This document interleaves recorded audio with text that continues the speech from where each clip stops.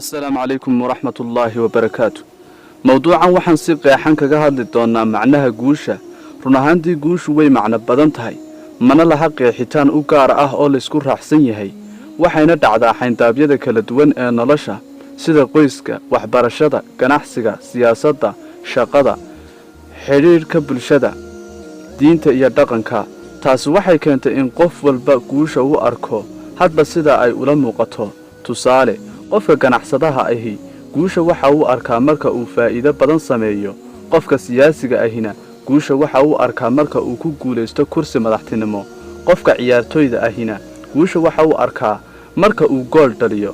Iyadoo ay saas tahay, haddana dhammaantood waxa biyadhac u ah xaqiijin ama gaaridda arrin la tiigsanayay. Marka ay timaado qeexidda kelmadda guul, waxaad arkaysaa in qof walba uu ku saleynayo aragtidiisa, waana arrin dib ugu laabanaysa kala duwanaanshaha bini'aadamka. Si kala u dhig, sida ay wajiyadeennu u kala duwan yihiin ayay maskaxdeennuna u kala duwan tahay. Sida ay maskaxdeennu u kala duwan tahay ayay aragtiyadeennuna u kala duwan yihiin. Sida aragtiyadeennuna ay u kala duwan yihiin ayay qeexitaanka guushuna u kala duwan tahay.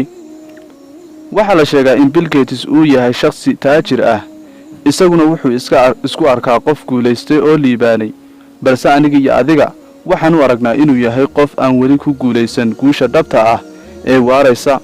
Dhanka kale, saxaabiga Cumar bin Khadaab radiyallahu anhu, inagu waxaanu aragnaa inuu yahay qof adduunyo iyo aakhiraba ku guuleystay, balse waxaa jira dad u arkaa in uuna guuleysan.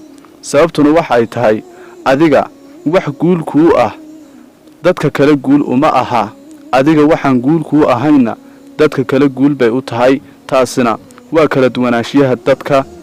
gunti iyo gabagabadii guushu waa himilo iyo hiigsi aad lahayd oo aad gaadho, mana aha mid ku timaada caajis, sahal, fikir gaabni, hamyari iyo samir la'aantoona.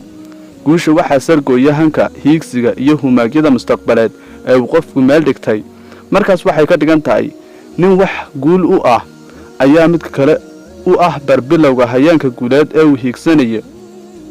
waxaa la isku raacsan yahay in guusha dhabta ahi ee waaraysa ay tahay guuleysashada aakhiro iyo raalli ahaanshiyaha Eebbe subxaanahu wa tacaala.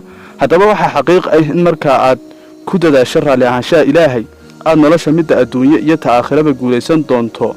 muuqaalkan intaas ayuu ku dhan yahay.